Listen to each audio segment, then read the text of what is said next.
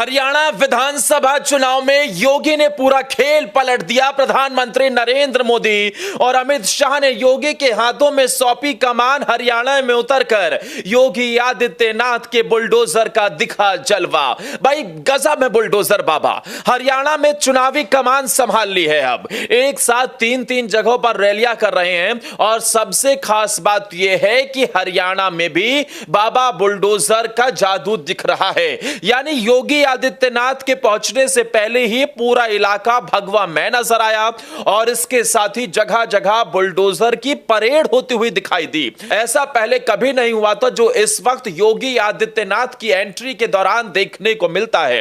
UP के CM जहां जहां जाते हैं वहां सिर्फ और सिर्फ भगवा में और बीजेपी के झंडे नहीं बल्कि वहां पर बुलडोजरों की दहाड़ भी सुनाई देती है। ऐसा ही हरियाणा के सिरसा में भी देखने को मिला जहां उत्तर प्रदेश के सीएम योगी आदित्यनाथ रैली को संबोधित करने के लिए पहुंचे थे, लेकिन उससे पहले ही पूरा सिरसा भगवा में हो गया। तो इस मौके पर जगह जगह बुलडोजर परेड भी निकाली गई। खबर है कि 200 से ज्यादा बुलडोजरों की परेड निकाली गई।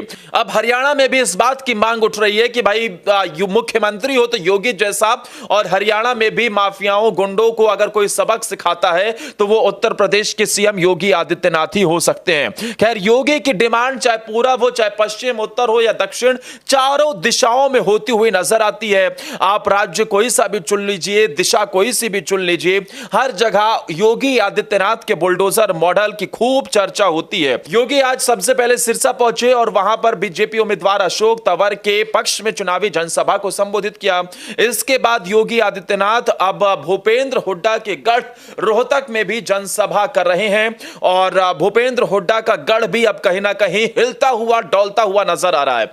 अब तक तो भूपेंद्र हुड्डा अपने आप को मजबूत मान रहे थे यहां से, क्योंकि वो बड़े नेता हैं, हरियाणा के पूर्व मुख्यमंत्री रहे। लेकिन योगी आदित्यनाथ को खबर है कि एक खास स्ट्रेटेजी के तहत ही भूपेंद्र सिंह हुड्डा के ही चुनावी क्षेत्र में उतारा गया है, जिसके चलते बुलडोजर बाबा पूरा खेल पलट दें। और ऐसा ही होता हुआ नजर भी आ रहा है। भूपेंद्र हुड्डा के गढ़ रोहतक में बीजेपी प्रत्याशी अरविंद शर्मा के लिए वोट मांग रहे हैं और साथ ही इसी दिन चंडीगढ़ में भी योगी की रैली है। यानी कि एक तरफ जहां आज योगी आदित्यनाथ ने अशोक तंवर के पक्ष में चुनावी जनसभा को सिरसा में संबोधित किया, भूपेंद्र सिंह हुड्डा पूर्व मुख्यमंत्री के गढ़ में हुंकार भरी, तो चंडीगढ़ में भी योगी की यह रैली।